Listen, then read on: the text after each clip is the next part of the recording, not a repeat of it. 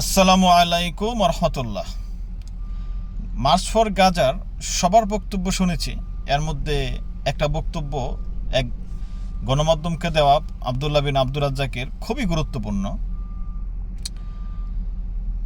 যে বাংলাদেশ যদি ঐক্যবদ্ধ না থাকে তাহলে বাংলাদেশেও ভবিষ্যৎ গাজা হতে পারে পার্শ্ববর্তী হিন্দুত্ববাদীদের সহযোগিতায়, যারা মূলত জায়নিস্ট এবং ইসরায়েলিদের প্রকাশ্যে প্রত্যক্ষ মদতদাতা।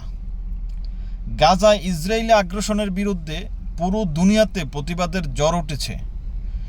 সবাই সবার অবস্থান থেকে সামর্থ্যমতো প্রতিবাদ করেছে, কিন্তু এশিয়াতে একটিমাত্র দেশ যে কিনা প্রকাশ্যে নির্লজ্জের মতো ইসরায়েলকে সমর্থন দিয়ে যাচ্ছে, এমনকি তাদের সেনাবাহিনী দিয়ে ইসরায়েলকে সহযোগিতা করা হচ্ছে।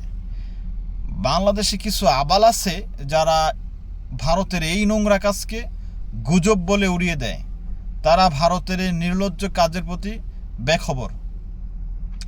কোন যুক্তিতে, কোন কারণে, কিসের জন্য সৌদি রাজপুত্রের ছবি পড়াইছেন?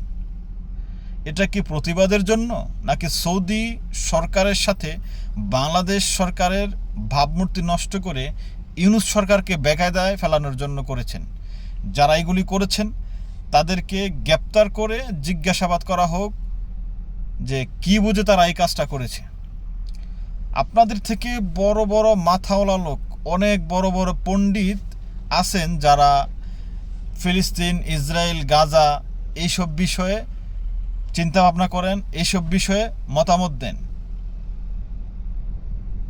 তারা ভেবেচিন্তে কথাবার্তা বলেন, প্রতিক্রিয়া দেখান।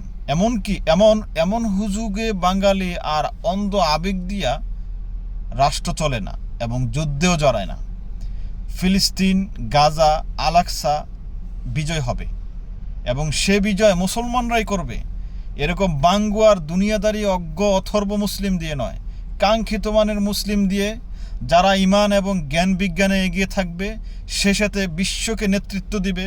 এমন সব মুসলিম দিয়েই আল্লাহ পাক তার দিনকে, ইসলামকে বিশ্বের বুকে বিজয়ী করবেন এবং ফিলিস্তিনদেরকে মুক্ত করবেন।